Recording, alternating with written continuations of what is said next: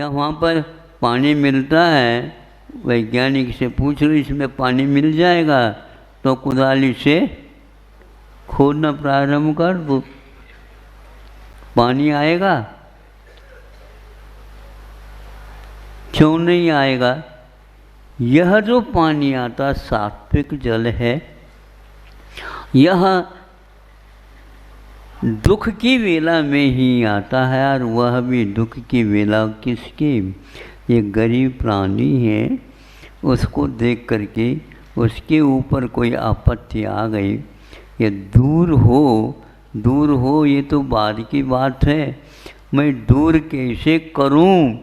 यह भी समय लेगा, किंतु उस समय उसके आँखों में से पानी आ जाता, पूरे शरीर में, बदन में रोमकूप है उसमें से पानी आ जाता है, तो ये पसीना है। नहीं समझे? ये पसीना है। वहीं पर आँखों के पलकों पर भी आया है, वह पसीना नहीं है, उसके सीने में कुछ हो रहा है, उसका परिणाम है ये, जिसका हृदय द्रवीभूत हो जाता है, इसका दुख दूर हो, क्योंकि एक अहिंसक प्राणी है। एक हिंसक प्राणी से भी मुलाकात हो जाए, हे भगवान, इसको सम्यक दर्शन हो सकता है, और इसके आँखों में भी पानी आ सकता है। खिलाना चाहते हैं तो आप खिलाओ, अपनी आप ही भूख मिट जाएगी, लेकिन हम उसको भिन्न भिन्न परिणामों से खिलाना यानी नचाना चाहते हैं। ये नचाने के भाव हमारे बुरे हो गए, इसलिए कृष्टेषु जीवेषु कृपा परत्वम, सर्वेषु मैत्रम, सभी जीवों के प्रति मैत्री सामान्य हो, और गुणशु प्रमोद। जब वह सिंह रोने लग जाता है, तब आपको देखना चाहिए ये भी रो सकता है, और रात दिन आप तो रोते ही रहते हैं। भगवान के पास आने के बाद, भगवान हमारे कष्ट भी तो दूर करो। आप अपने अपने करते हैं, स्वार्थपूर्ण है आपका जीवन। हम कितने दूर से आए, थोड़े से आशीर्वाद तो दे दो।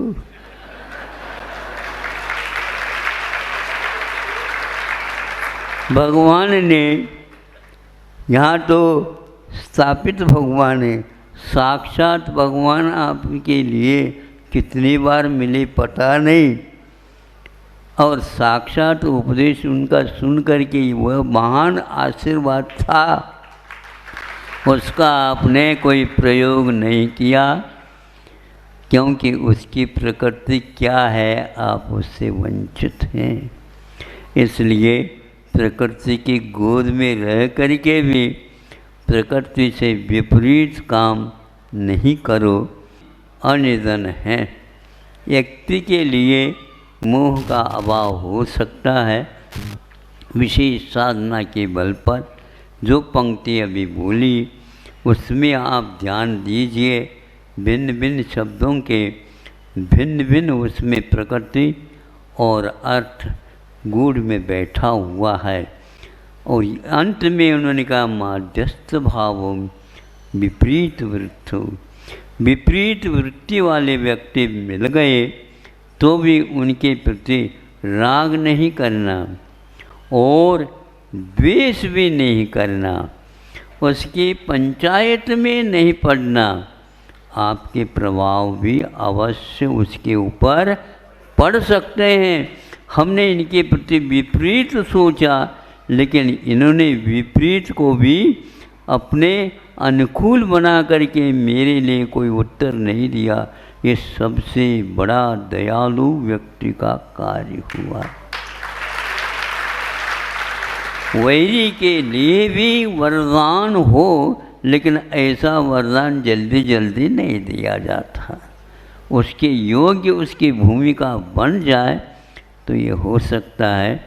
आप सूर्य के और चंद्रमा के उदाहरण से वह चंद्रकांत मणि और अर्क अथवा सूर्यकांत मणि इनको याद करते प्रभु के दर्शन करने से हमारे हृदय से चंद्रकांत मणि भी उत्पन्न हो सकता है और सूर्यकांत मणि की भी उत्पन्न हो सकता है, जिसके द्वारा हमारा अनंत काल से जो मोह लगा है वह भस्मसात हो जाए।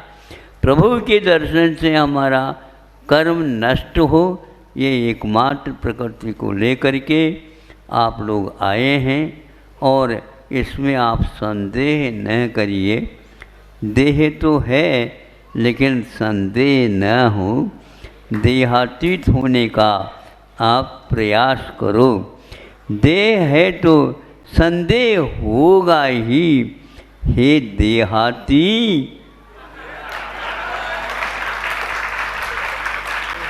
देहातीत हो जा। देहाती का अर्थ क्या होता है? जब गांव में रहने वाला होगा तो गंवार तो नहीं है वो। ध्यान रखो, गांव में रहता है तो वह गांव में रहता है तो नाव में है। ध्यान रखो, अहिंसा परमो धर्म की विस्मय जैसा होता है। यहाँ पर छात्राएं देश के कोने कोने से आई हैं और अपनी अपनी भाषाओं को उन्होंने देखी होगी, पढ़ी होगी और बोलती होगी, किंतु उन सबके मुख से हिंदी जब सुनते हैं तो ऐसा लगता है यह शिक्षा का परिणाम है अथवा एक संकल्प का ही नमूना है।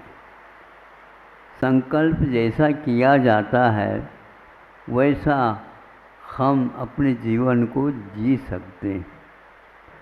और क्या, जब यहाँ पर ये नारी जगत जो कि आदिवासी इलाका में रहते हैं, किंतु इनके मुख से जब शुद्ध हिंदी का भावाव्यक्ति को सुन करके देख करके ऐसा लगता है कि जो हम चाहते हैं वह सब कुछ हम कर सकते हैं और दूसरे के लिए भी वह उदाहरण बन सकता है। पुरुषार्थ की दृष्टि से इन लोगों के पुरुषार्थ जो सुने उन्हीं के मुख से, औरों के मुख से भी संकल्प शक्ति जैसी होती है वैसा ही जीवन बनाया जा सकता है। हम बनी बनी रसोई खा करके बनाने को ही भूल गए।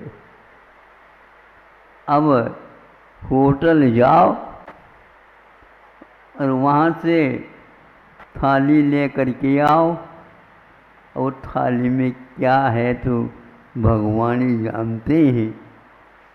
इसलिए इन लोगों ने जो यहाँ पर हथकरघा के निमित्त से अपने जीवन को जो साहस करके व्रतों को, नियमों को पालन करने का संकल्प लिया, इसको देख करके ऐसा लगता है आप लोगों को बिना सोचे ही ये सब कार्य करना चाहिए, बिना पूछे ही करना चाहिए। और बहुत सोचना भी ठीक नहीं लगता। इन लोगों के एक ही बार में संकल्प इस प्रकार हो सकता है, तो आप लोगों के लिए पहले से ही ऐसा वातावरण मिला है औरों को भी तैयार करने का यह महत्व संकल्प बहुत अच्छा लगता है। ये स्वयं तो अपने पैरों पर खड़े हो गए और दूसरों को भी इस ओर लाने का यह और प्रयास कर रहे हैं। हम तो ये समझते हैं सात्विक जीवन को जिन्होंने संकल्प पूर्वक अपनाया है वह ये आदिवासी नहीं किंतु आदिनाथ भगवान के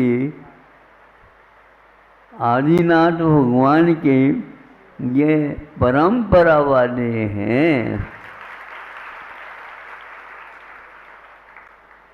हमने तो अपने जीवन को ही हिंदी भाषा में बना लिया क्योंकि गुरुजी ने मुझे जो कोई भी बोली बाली सिखाए या वो स्वयं बोलते थे वह हिंदी मिश्रित एक प्रकार से मारवाड़ी भाषा थी, लेकिन धीरे धीरे उन्होंने मारवाड़ी भाषा के शब्दों को गौण करते हुए हमारे ऊपर ऐसा बड़ा उपकार किया कि हिंदी के माध्यम से पढ़ाए और संस्कृत को भी अपने ढंग से सारे तमाम साहित्य का अवलोकन कराया। यह केवल वृद्धावस्था में भी ऐसा कार्य किया जा सकता है। जवान लोग सोचते ज़्यादा सोते ज़्यादा है, किंतु उस सोच को एक मूर्त रूप देने का जो संकल्प होता है वो बहुत महत्वपूर्ण होता है। अभी इन लोगों से ये तो प्राप्त हुआ कि आप लोगों को भी ये लोग कितने शुद्ध और अपने संकोच के साथ ये कभी बोलने वाले नहीं, किंतु संकल्प ऐसे ऐसे इन लोगों के होते हैं जो दुनिया में क्या हो रहा है कोई पता नहीं, किंतु इस संकल्प को पूर्ण करने का इनका रात दिन यह पुरुषार्थ चलता है। मोक्ष मार्ग में सोने को महत्व नहीं दिया, किंतु सोने का नाम भी रखा है। एक दिन में एक बार शयन करना आवश्यक है, अनिवार्य नहीं है, किंतु जागृत रहना यह हमारे लिए इसलिए आवश्यक है, थोड़ा सा सहन करके फिर उससे पुनः स्फूर्ति पा करके मन को और तन को और वचनों को शुद्ध बनाए रखने के लिए शयन भी अपेक्षित है, लेकिन शयन की अधिकता नहीं होना चाहिए। पुरुषार्थ की अधिकता हमेशा हमेशा होना चाहिए। देखो यह वर्षा भी आपके लिए परीक्षा ले रही है। इतने जोर से ध्वनि आवाज़ होते हुए भी आप लगन के साथ निष्ठा के साथ श्रवण कर रहे हैं, इसलिए उससे कई गुना आगे पहुंच गए हैं। हम चाहें तो सब कुछ कर सकते हैं पुरुषार्थ और संकल्प के माध्यम से। हिंदी के विषय में ज़्यादा मैं कहना नहीं चाहता हूँ, लेकिन यह वह भाषा है जो अपभ्रंश से उत्पन्न हुई है, और अपभ्रंश जो है वह एक प्रकार से प्राकृत से उत्पन्न हुई है, और प्राकृत भाषा जिसको अर्धमागधी भी बोलते हैं वह सभी तीर्थंकरों के मुख से उत्पन्न हुई है। ऐसा यह आप एक दिवस का संकल्प नहीं, केवल याद करने के लिए नहीं, किंतु एक बार सोचा है कि 12 या 13 प्रांत ऐसे हैं जिनमें हिंदी भाषा चलती है, और ये ध्यान रहे इन 12 प्रांतों की जनसंख्या को यदि सामने ला करके रखते हैं तो भारत के आधी नहीं, आधी से भी आज ज़्यादा संख्या में हिंदी बोलने वालों की संख्या हो जाती है। किसी से आग्रह नहीं करना, किंतु निवेदन तो किया जा सकता है।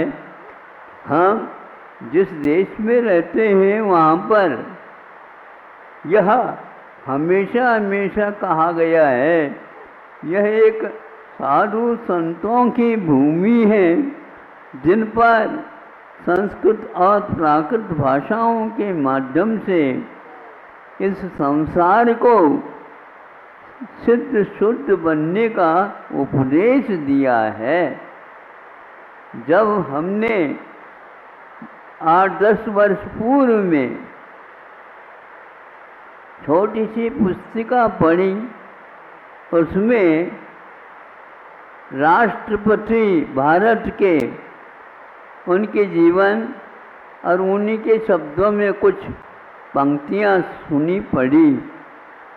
उसमें उन्होंने ये कहा था, मेरी जो भाषा मातृभाषा थी वह दक्षिण की थी। दक्षिण में कर्नाटक भाषा भी है, लेकिन उससे भी दक्षिण की ओर चले जाते हैं।